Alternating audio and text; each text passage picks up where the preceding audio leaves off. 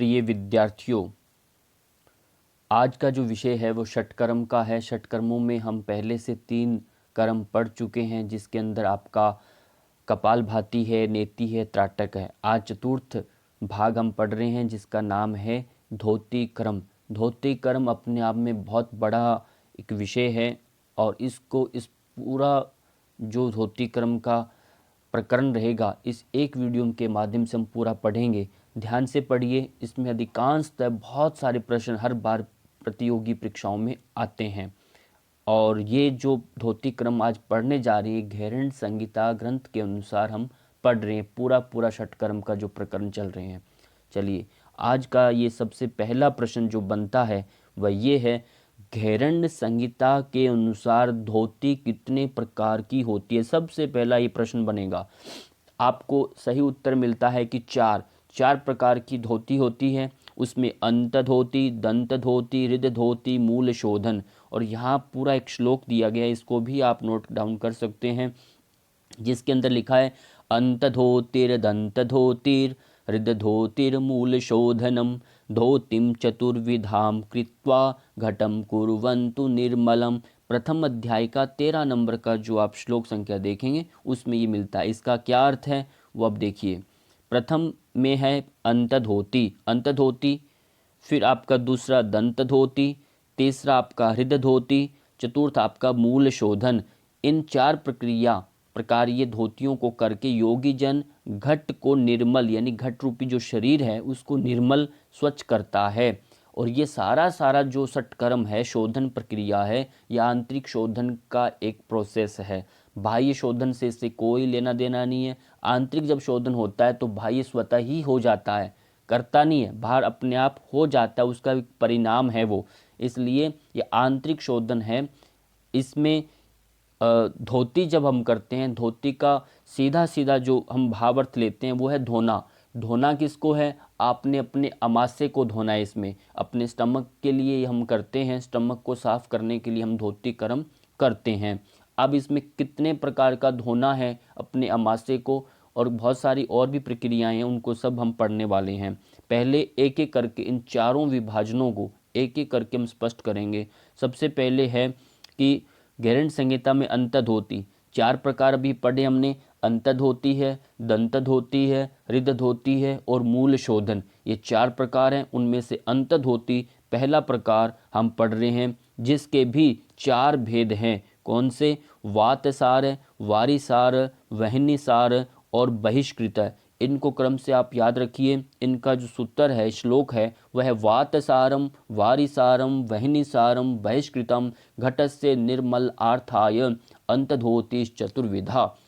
अब ये जो दिखाई दे रहा है ना यहाँ पर, ये इसका भी थोड़ा ख्याल कर लिया करें कि लाइक और शेयर प्लीज़ कर दिया करें वीडियो को, अच्छा लगे तो। अगला इसमें इनके क्रम बताए गए हैं, वातसार, वारिसार, अग्निसार, बहिष्कृत। इनको क्रम से याद रखिए। अब बात ये है, जब भी हम कोई भी विषय पढ़ें, मैं आपको हर बार कहता हूँ कि उसका मूल जो शब्द अर्थ है उसको अच्छे से याद कर लें, ताकि आपको वो बात यानी उसका जो व्याख्यान होने वाला है उसके बारे में उसका पूर्णतः आपको समझ में आए। अब यहाँ देखिए, वात का अर्थ क्या बनता है? वात का अर्थ बनता है वायु। सार का अर्थ बनता है तत्व। सार का कोई एक शब्द में अर्थ पूछे तो इसका अर्थ देना आपने तत्व। वात सार यानी वायु तत्व। वायु तत्व के माध्यम से अपन को धोना है।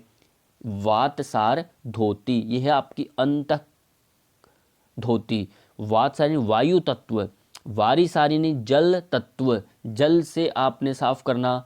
अग्निसार, ये क्या है? वहनिसार जो है, इसने अग्नि तत्व से आप कैसे अपने को साफ करते हैं वो बताया गया है। बहिष्कृत मतलब होता है कि आप अपने शरीर से बाहर निकालना है। क्या? अपान वायु के माध्यम से। ये तीनों को ध्यान रखना। 3 तत्व इसमें आए हैं, वायु तत्व, जल तत्व और अग्नि तत्व। इससे घट का निर्मल करना, ये आपका हुआ। अब बात करेंगे अगला। इसमें वात सार को सबसे पहले स्पष्ट करते हैं, पहले वाले को। वात सार क्या है? इसमें कहा श्लोक के अंदर वात सार के बारे में विधि है, काक चंचु वदासयेन पिबेद वायुम शनहि शनहि चालयेद उदरम पश्चाद वर्तमाना रेचयेत शनैः। अर्थात काक चंचू कौवे की चोंच के समान मुख की आकृति बनाकर शनै शनै धीरे धीरे पिबेद वायु को पीना चाहिए। पुनः चालयेद उदरम, अपने पेट को थोड़ा सा चलाना है, चालयेद। पश्चात वर्तमाना, और उसके बाद क्या करना, वापिस से उल्टा मुख से वापिस से वायु को शनै शनै निकालना चाहिए। आपने पानी तो पीना नहीं, वायु को आपने धीरे धीरे चोंच बना के जीभ को फोल्ड करके धीरे धीरे श्वास खींच खींच के पीना, और पीने के बाद पेट को हल्का हल्का चलाना, उसके बाद मुख से वापिस से छोड़ देना। यह आपका हुआ वातसार। वातसार अंतर्धोती का लाभ क्या है? बिना प्रॉफिट कौन काम करेगा, इसलिए उसका प्रयोजन क्या है, क्यों बताया? कहीं ऐसे जो बिना अर्थ की कोई बात होती भी नहीं है, तो यहाँ इसका अर्थ जान लीजिए। यदि आपका लाभ आपके अनुकूल हो तो आपको वह धोती कर्म करना है। अब इसमें वातसारम परम गोप्यम धे निर्मल कारणम सर्व रोग क्षयकरम धेयानल विवर्धकम। यहाँ लिखा कि वातसार क्रिया योगियों को लाभदायी होने के कारण अतीव गोपनीय है। गोपनीय का अर्थ ध्यान रखना है कि हम इसको प्रदर्शित नहीं करना। इसका मतलब ये होता है कि आप एकांत में गुरुकुल के आश्रम में, गुरुजनों के आश्रम में एक बार शिक्षण लेने के बाद आप अंदर अपने आप स्वयं साधना करें, सार्वजनिक नहीं है। कहने का तात्पर्य इसका यही है कि वातसार क्रिया सार्वजनिक नहीं है, इसका लिए एक स्थान विशेष है, अपना देश काल परिस्थिति है, अपना एक साधना है।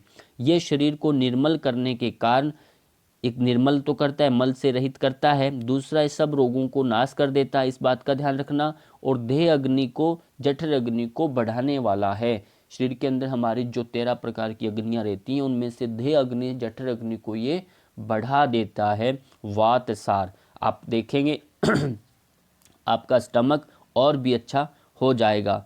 जब आपका स्टमक अच्छा होगा तो रोग कट जाएंगे, आपका चेहरे पर, सारे शरीर में निर्मलता आएगी। अब बात करते हैं वारिसार, यानी जल तत्व से हम कैसे अंतर्धोती करते हैं, उसकी विधि और लाभ के बारे में जानेंगे। इसमें कहा आकंठम पूर्येद्वारी वक्तरेन पिबेद शनैः चालयेद उदरेनैव चौदारेद रेचयेद दधः।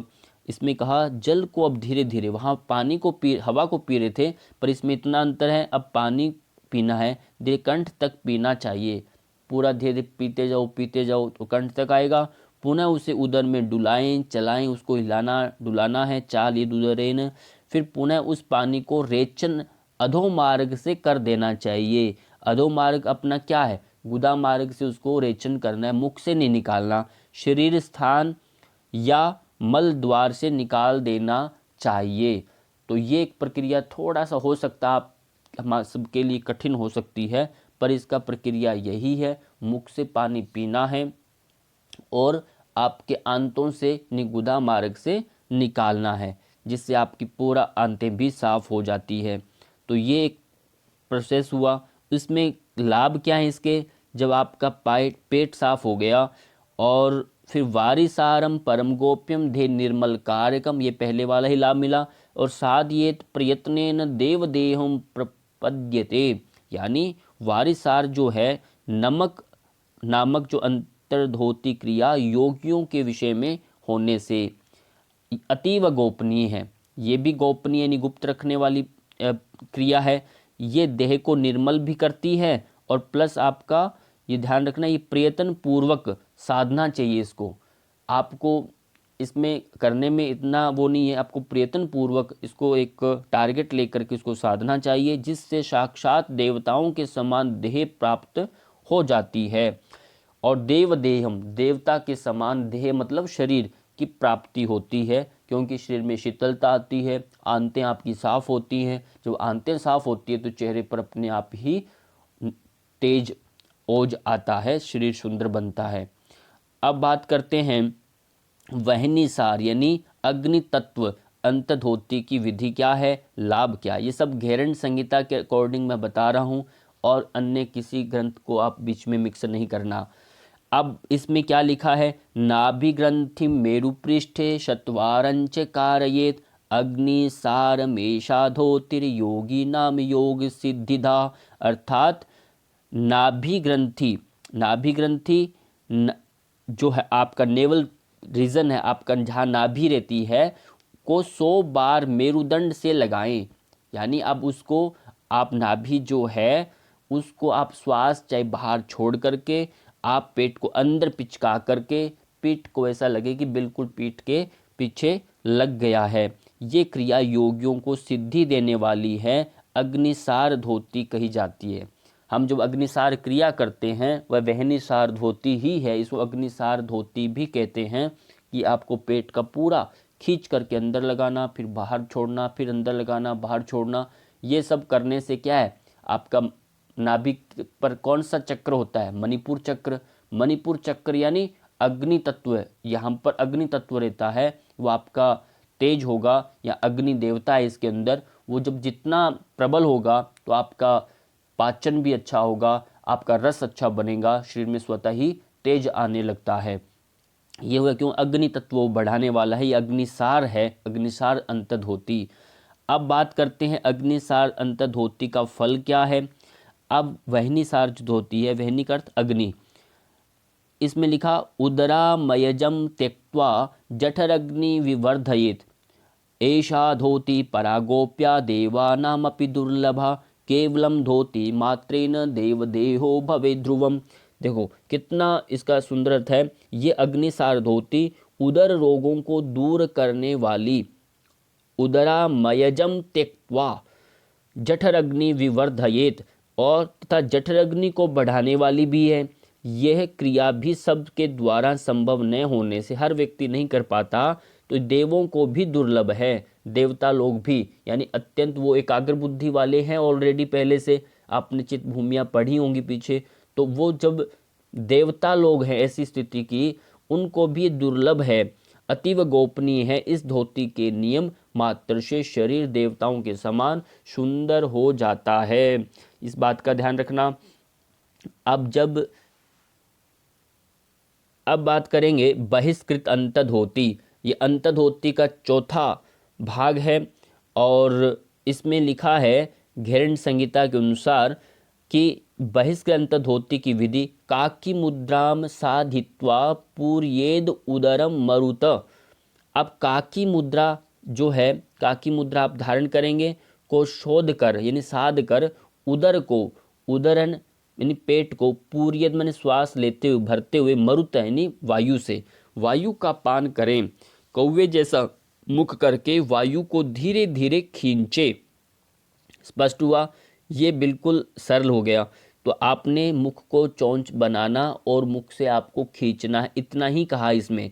काकी मुद्राम साधित्वा पूर्येद उदरम मरुत। अब आगे कुछ लिखा है तो देखते हैं।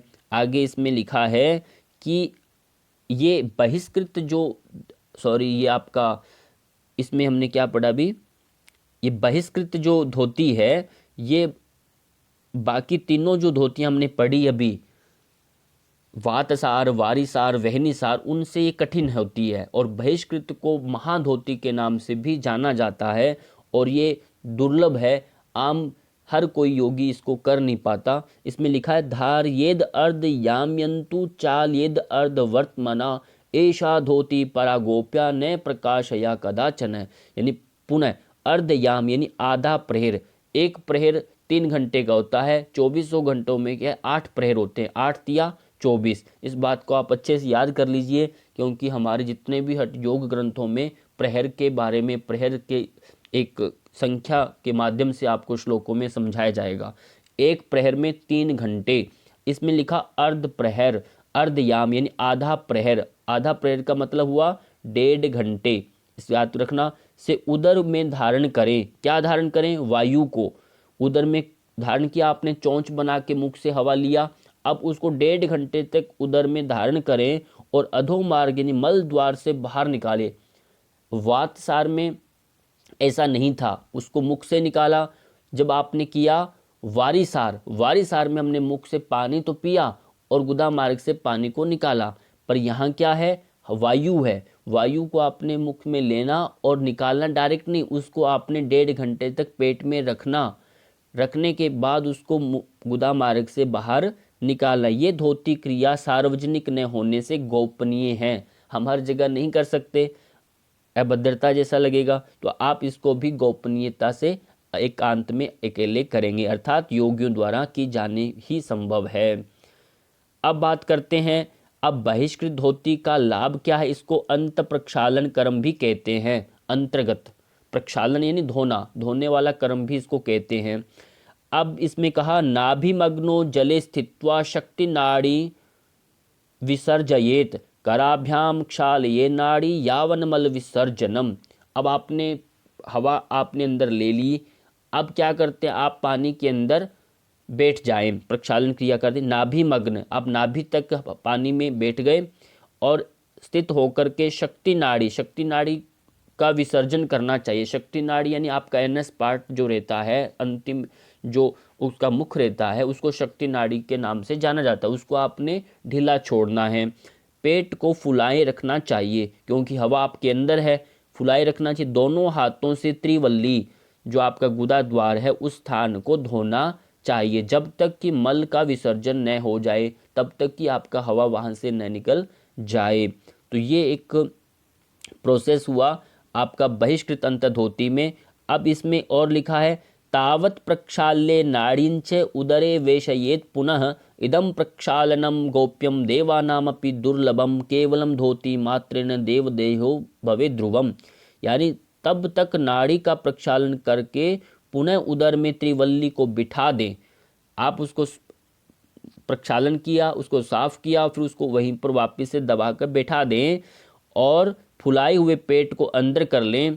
ये प्रक्षालन की विधि गोपनीय होने से देवताओं को भी दुर्लभ है। धोती मात्र से मनुष्य को देवदेह समान, बार बार ये देवदेह देवता के समान शरीर क्यों कहा गया, वो इसलिए क्योंकि हमारा जितना भी अपान वायु प्रकुपित जब होता है, अपान वायु प्रकुपित होने का मतलब है कि आपका बुढ़ापा, अजीर्णता और आपका वृद्धावस्था आना।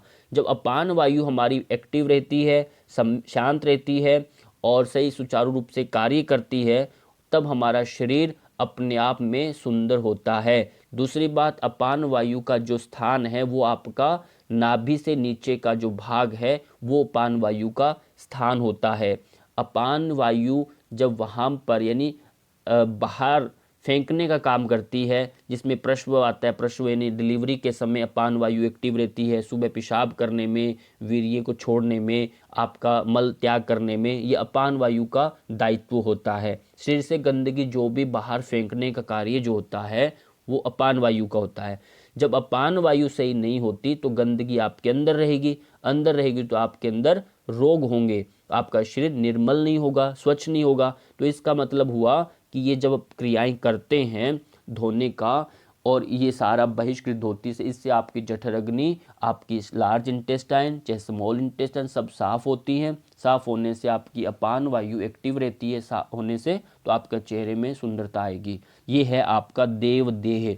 क्यों, देवताओं का सुंदर शरीर होता है तो उसी भांति आपका शरीर सुंदर होगा। अब बात करते हैं बहिष्कृत जो धोती आपने अभी की वो कब तक नहीं करना चाहिए। इसका एक देखिए, इसमें लिमिटेशंस दिया है यहाँ पर। तो कहा अंतर्धोती प्रयोग कब करना चाहिए, घेरंड मुनि ने कहा। क्यों, घेरंड मुनि जो हैं, जिनके नाम से घेरंड संहिता ग्रंथ लिखा गया है, उन्होंने क्या निर्देश दिया, यामार्धम धारणा शक्तिम यावन साधये नरः बहिष्कृतम महद धोती तावत चैवन जायते। क्या लिखा, जब तक अर्ध प्रहर यानी 1.5 घंटे तक धारण शक्ति को व्यक्ति धारण न करे सके तब तक महाधोती को न करें, अन्यथा उससे भी कुछ नहीं होता, उससे कुछ भी नहीं होता लिखा है। यानी 1.5 घंटे तक आपका हवा को धारण करने का आपके अंदर पहले ये स्थिति बननी चाहिए, तब ये महाधोती का इसको नाम दिया गया है महाधोती को, तब तक ये नहीं करना चाहिए। इस बात का आपने ख्याल रखना है।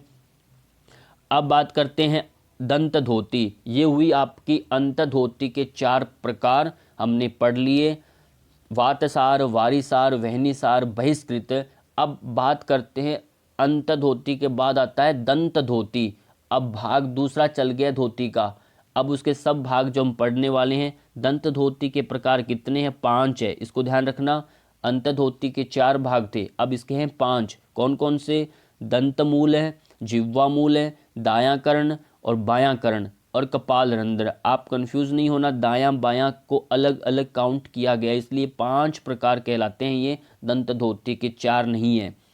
अब बात करेंगे दंत मूल, जिह्वा मूलम रंध्रंच कर्ण युग्मयो कपाल रंध्रम पंचेते। देखो पंच नाम दिए पहले से, पंच एते दंत धोतिम विधीयते। स्पष्ट हुआ? ये 5 धोतियां हैं आपकी ये। अब पहले पढ़ेंगे दंत मूल धोती। दंत मूल धोती से क्या मतलब हुआ? दंत यानी दंतों का जो मूल है, मसूड़े जो होते हैं आपके, मसूड़ों को साफ करना, इनकी मालिश करना। जब ये स्वच्छ होंगे तो आपके दांत भी स्वस्थ होंगे, दांत सुंदर होंगे। तो खादिरेन रसे नाथ मृत्तिकया च शुद्धया मार्जये दंत मूलंच यावत किल्विष मारहेत।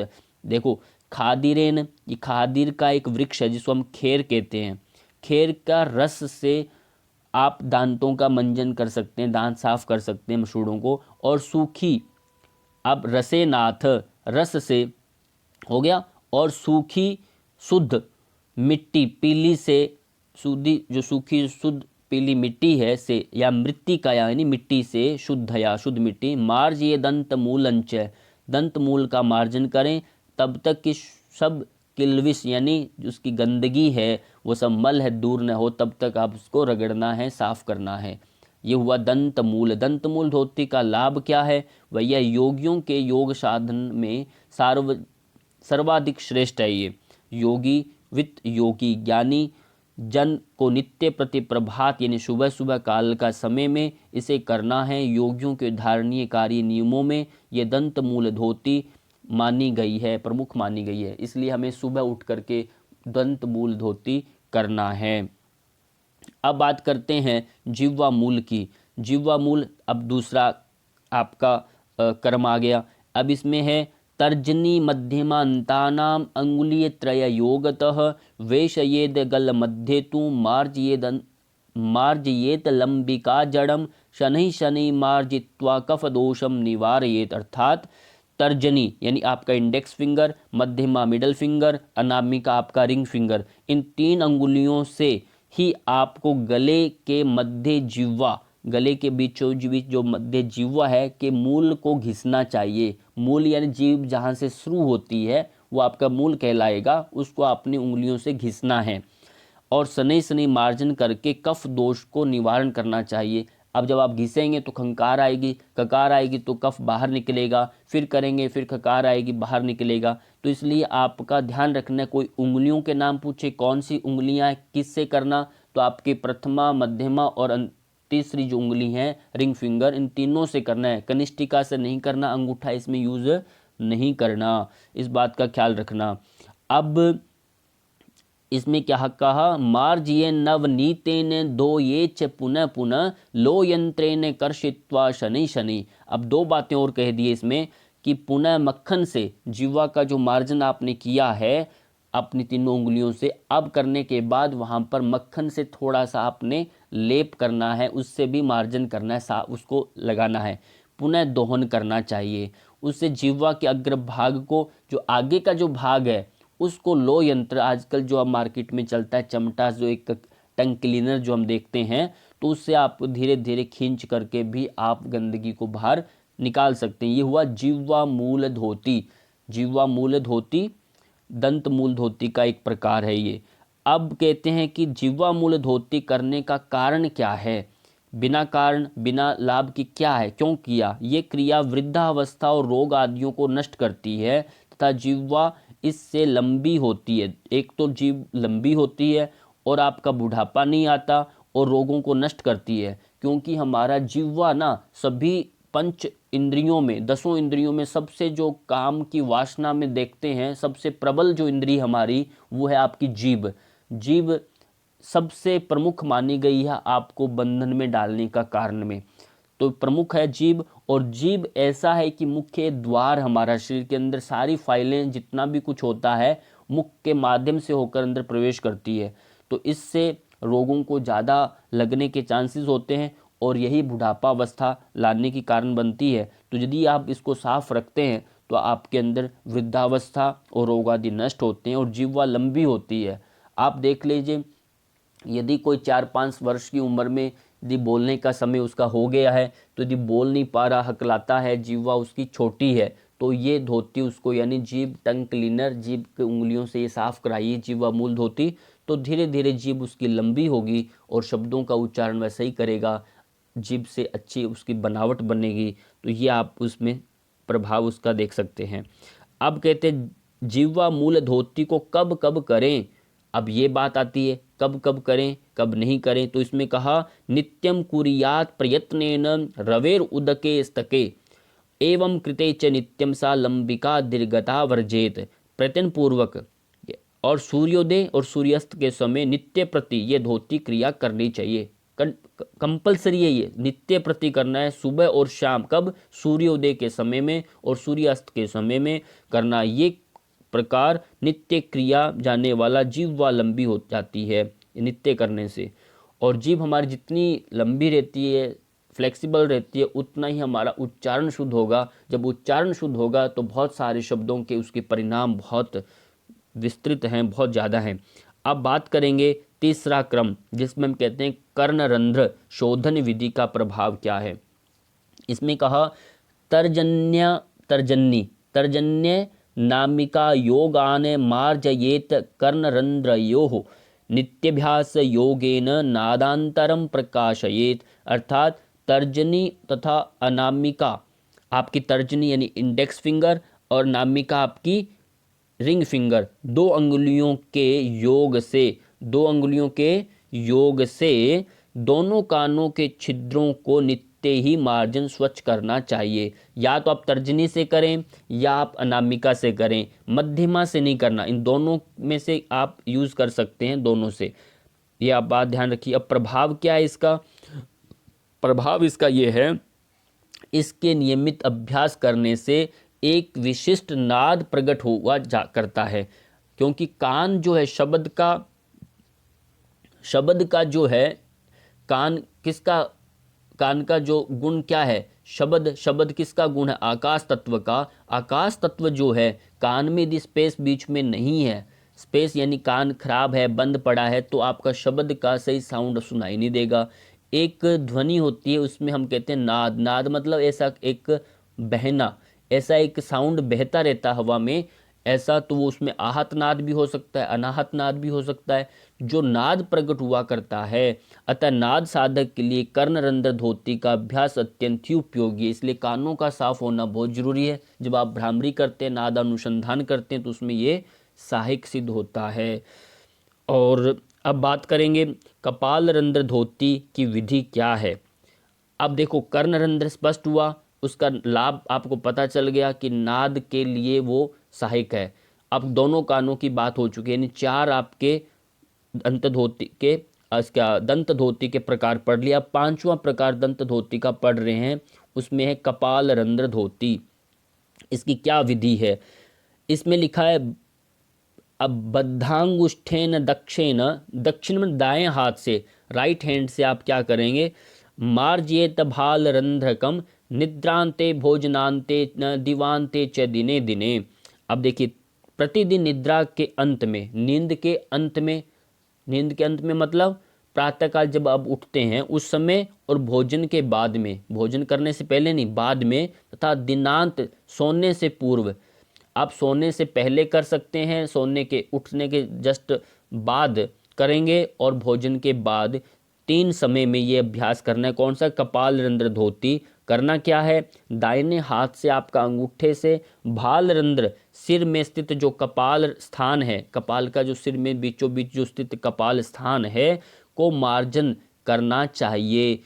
कपाल के बीच में एक तो अपना ललाट के मध्यम में बिल्कुल, और एक होता है कपाल रंध्र, यानी आपका बीचों बीच जो स्थान है, जहाँ बिल्कुल ऐसे सॉफ्ट जो पार्ट रहता है, बीच का मध्य भाग जो होता है, उस स्थान पर आपको मार्जन करना। मार्जन मतलब उसमें ऐसे मार्जन करना, जैसे हम पोंछा लगाते हैं ना, एक स्थान को साफ करते हैं घुमा घुमा के, ऐसे क्लॉकवाइज आप घुमाते हुए इसको आप कर सकते हैं।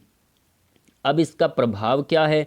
प्रभाव का नाड़ी निर्मलताम याति दिव्य दृष्टि प्रजायते एवं अभ्यास योगेन कफ दोषम निवारयेत। यानी इस अभ्यास को करने से कफ दोष निवारण होता है, नाड़ी निर्मलता को प्राप्त हो जाती है तथा दिव्य दृष्टि स्वच्छ दृष्टि हो जाती है। अब बहुत लाभ है इसका कि एक तो आपका कफ समाप्त होता है, जिनको बहुत ज़्यादा जुकाम खांसी कफ जमा रहता है, बार बार नज़ला टाइप में स्थिति होती है, तो उनको ये कपाल रंध्र धोती करना चाहिए। और दूसरा, नाड़ी निर्मल होती है, नाड़ियाँ स्वच्छ होती है, दिव्य दृष्टि, क्योंकि हमारे आईज के साथ इसका कनेक्शन रहता है, साइनस के साथ कनेक्शन रहता है, जिनको भी एलर्जी है उनको भी करना चाहिए और दिव्य दृष्टि हमें मिलती है। विशेष बात करेंगे तो इसमें क्या है, ये क्रिया करने से निद्रा अच्छी आती है। निद्रा यानी नींद आपको अच्छी आने लगेगी, क्योंकि हमारे आसपास का आइज के साथ का जितनी भी नर्व्स रहती हैं वो एक्टिव होती है। अब वायु विकार कफ विकार शांत होता है। वायु विकार यानी कई बार आधा सर दर्द होता है, आधा सीसी होती है, तो वो भी ठीक होता है। कफ यदि आपका कोई ऐसा माइग्रेन जैसी स्थिति बनती है तो वो भी ठीक होता है। तो ये दोनों विकार इसमें ठीक होने लगते हैं। तो आप ये पूरा आपने भी दंत धोती के प्रकार पढ़े। अब हम तीसरा प्रकार पढ़ रहे हैं धोती का। हो सकता है वीडियो थोड़ा लंबा है, पर आपका एक ही वीडियो में कोशिश किया है कि चारों एक क्रम आपके आ जाएं। आप इसको रोक करके दोबारा देखें, परंतु ये पूरा का पूरा एक साथ रहना ठीक रहता है। अब बात करेंगे हृदय धोती के कितने भेद हैं, उनके नाम लिखिए। अब हृदय धोती हृदय धोती को आपने समझना है। हृदय धोती के भी 3 भाग हैं। 3 भाग हैं। पहला दंड धोती, वमन धोती, वस्त्र धोती। इनको भी क्रम से याद रखना। हृदय धोती त्रिविधाम कुर्या दंड वमन वाससः। वाससा मतलब वस्त्र धोती, वस्त्र के लिए वास शब्द प्रयोग किया गया है, इसको आपने पढ़ लेना है। अब आगे बात करते हैं दंड धोती की क्या प्रक्रिया है।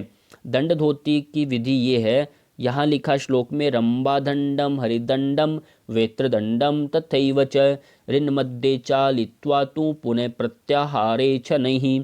यानी रंबादंडम यानी केले के दंड को बोलते हैं रंबादंडम, हरिदंडम हल्दी के दंड को बोलते हैं, वेत्रदंडम वेत्र का दंड को, तथैव च अब का ऋण मध्य, ऋण मतलब हृदय के मध्य से, चालित्वा तु उसको धीरे धीरे चलाना है, चलाकर प्रवेश करा के अंदर आपके कंठ, जो आपका कंठ से फूड पाइप जो रहता है, आहार नाल होता है, उसमें से ये केले का दंड, क्यों कहा केले का जो दंड होता है, केले का आपने पेड़ देखा है, उसका दंड रहता है, उसको आप छीलेंगे, बाहर का एक आवरण हटाएंगे, फिर दूसरा हटाएंगे, तीसरा हटाएंगे, उसके बीच में से एक पतला सा एक निकलेगा, जैसे बीचों बीच उसमें स्पेस रहता है, ये बांसुरी की भांति वो होता है और चिकना होता है।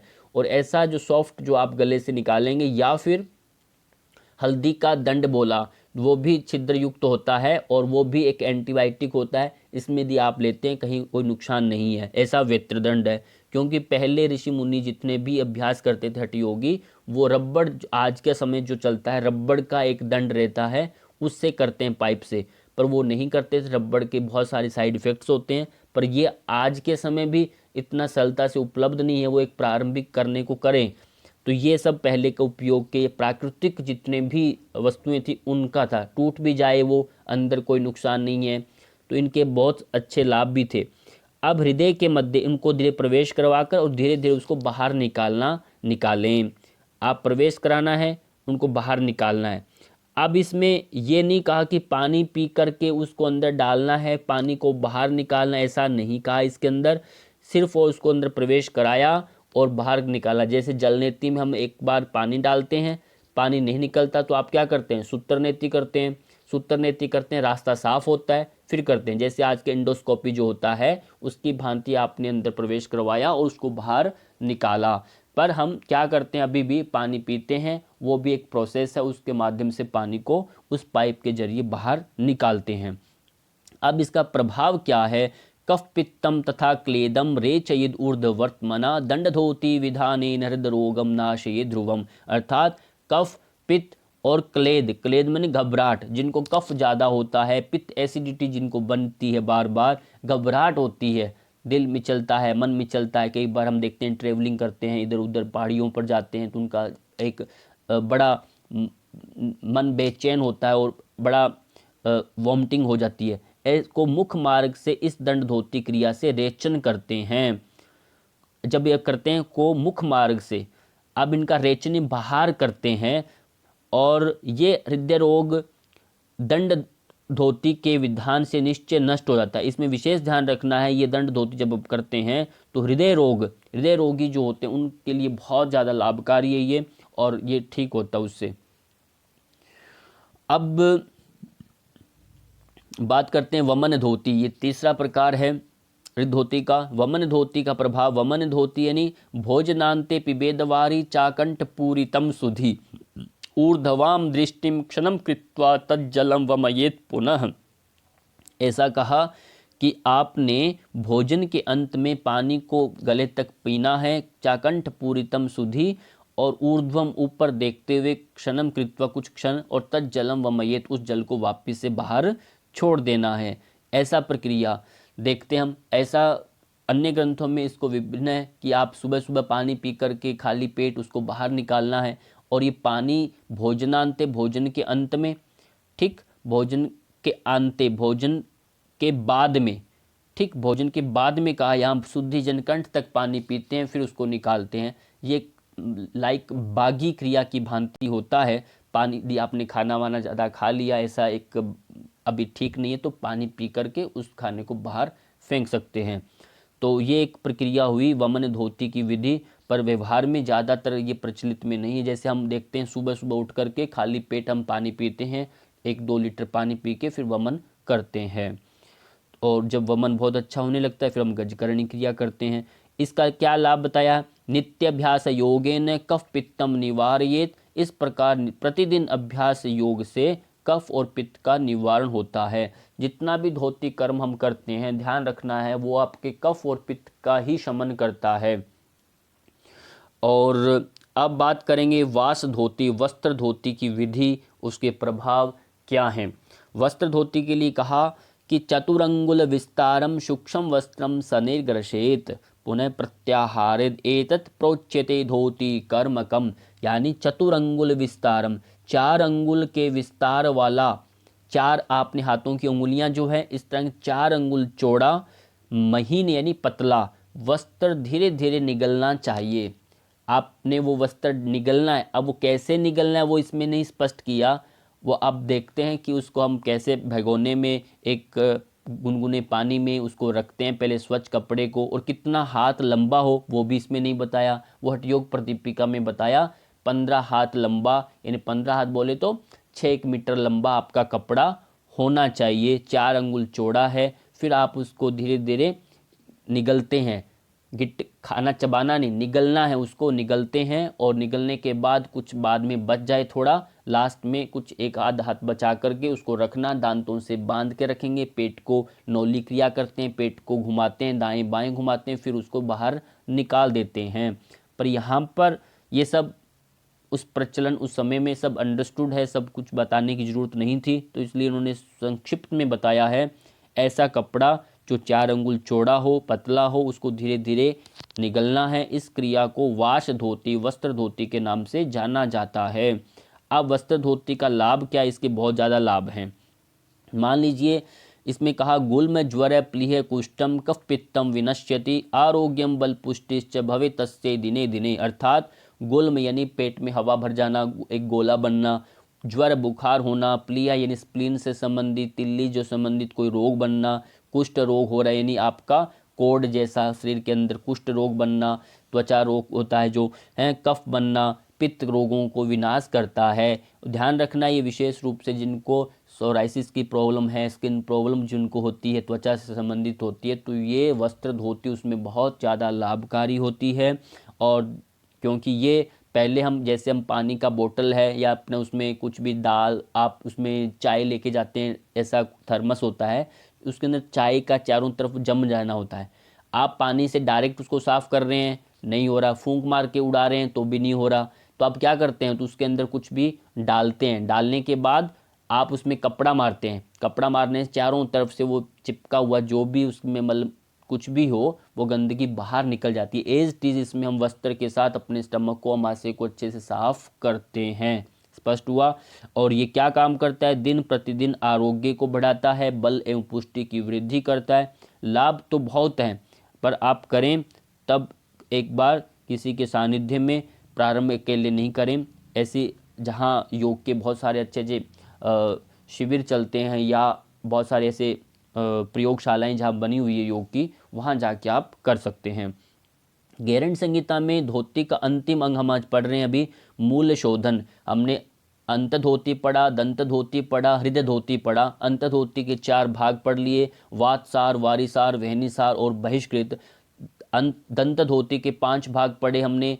आपने पहला पढ़ा दंत मूल धोती, जिह्वा मूल धोती, कर्ण मूल धोती आपने कानों के दोनों, और आपका कपाल रंध्र, ये 5 प्रकार आपने पढ़े। अब पढ़ा आपने हृदय धोती के 3 भेद, कौन सा? दंड, वमन, वाससा, वस्त्र धोती, तीनों पढ़े। अब चौथा प्रकार है मूल शोधन। ये धोती का अंतिम प्रकार है। मूल शोधन की विधि देखिए। मूल शोधन विधि क्या है? अपान क्रूरता तावद यावन मलम न शोधयेत तस्मात् सर्व प्रयत्नेन मूल शोधनम आचर्य। जैसे बहिष्कृत पढ़ा था आपने, उसी की भांति थोड़ा मूल शोधन भी है, परंतु ये थोड़ा इजी है। इसमें मूल शोधन में क्या लिखा कि मूल शोधन का लक्षण करते हैं जब तक मूल यानी आपका मूल गुदा जो द्वार है, मूलाधार चक्र जो है उसको मूल कहा, मूल शोधन नहीं होता, यानी उदर शौच साफ नहीं होता। उदर यानी पेट में शौच यानी आपका साफ नहीं होता, तब तक अपान वायु क्रूरता रहती है। यानी आपका कॉन्स्टिपेशन है, कब्ज कोष्ठबद्धता बनी हुई है, तो आपकी अपान वायु क्रूर हो जाएगी, यानी बिगड़ करके इधर उधर आपके शरीर में फैलती है, अर्थात अपान वायु कष्ट कारक बनी रहती है। अतः प्रयत्न पूर्वक मूल का शोधन करना चाहिए। स्पष्ट हुआ। मूल का शोधन बहुत जरूरी है। आपने सुबह, कई बार हमारे रूटीन बिगड़ जाते हैं, ट्रेवलिंग के टाइम में बिगड़ जाते हैं, और आजकल तो हम ऐसा बन गया है कि हम ऐसे ड्यूटी पर, ऐसे काम में, जैसे मूवी देख रहे हैं या आप कहीं बैठे हैं तो आपका सोच की इच्छा हो रही है पर आप बैठे टिके हुए, है ना, सोच करने नहीं जा रहे। आप ऐसी मीटिंग में हैं, ऑफिशियली मीटिंग है, तो आपका सोच की इच्छा हो रही है, आप फिर ऐसे वेग को आप रोके बैठे हैं। फिर जब आप फ्री होते हैं तो वेग वो आपका चला जाता है, आपको सोच की इच्छा नहीं होती। तो वो क्या होता है, अपान वायु का जो आपका एक वेग था वो हट गया और वो कहीं शरीर में फैलता है। वो ऐसा वायु क्रूर होता है और ये आपको शरीर को कष्टकारक होता है। इसलिए ऐसे वेगों में आपने ज़्यादा रुकना नहीं, सोचना नहीं, तुरंत आपको काम करना है। ये सबसे जरूरी काम है, सब कामों से जरूरी काम है। इसमें कहा पीतमूलस्य दंडेन मध्यांगुली नामपि वा यत्नेन क्षालयेद गुह्यम वारिना च पुनः पुनः। यानी कई बार जब ऐसी स्थिति बन जाती है, फिर चल करके आपको सप्ताह में एक बार, पक्ष में यानी 15 दिनों में एक बार स्वयं करना चाहिए। कहा पीत मूलम कहा हल्दी को, क्यों पीला रंग की होती है, इसलिए हल्दी के दंड से या मध्यमा आपकी उंगली से यत्न पूर्वक जल से पुनः पुनः गुह्य स्थान को, मल द्वार को धोना चाहिए, साफ करना चाहिए। इसलिए कहते हैं शौच करने के बाद अपने मल द्वार को साफ अच्छे से करें, गंदगी न रहे, और जितना अच्छा साफ होगा तो आपके चेहरे पर भी उतना ही अच्छा लाभ दिखेगा, क्योंकि मन उससे शांत होता है। गंदगी तो दूषित प्रभाव छोड़ती है। इसमें प्रभाव बताया, देखो उदर की काठिन्यता का, यानी उदर में जो टाइटपन आ गया है, आपका स्टिफनेस जो बनी हुई है, उसको ठीक करता है। अजीर्ण का निवारण करना चाहिए। ये कांति और पुष्टि की कारक और जठराग्नि को प्रदीप्त करने वाली होती है। कौन? मूल शोधन, जो आपने अभी प्रोसेस जो बताया मध्यमा अंगुली वाला, पीत मूल से आप करते हैं, दंड से। तो अब ये सारा देखिए, पूरा हमारा धोती प्रकरण पूर्ण हो चुका है, और अच्छे से आप इसको समझ लीजिए। 1-2 बार आप सुनेंगे तो मुझे लगता है कि आपको समझ में आएगा। और ये बहुत, यदि आपने योग में आगे बढ़ना है, योग में कुछ करना है, तो योग विषय में आगे पढ़ोगे तो मास्टर्स में, पीजी में, सब में ये धोती की पूरी प्रक्रिया आती है। परीक्षाओं में इसमें से बहुत सारे प्रश्न पूछे जाते हैं। इसी के साथ आप सबका बहुत बहुत धन्यवाद। वीडियो अच्छी लगे तो शेयर करो अपने साथियों को, और फिर मिलते हैं, पुनर्मिला।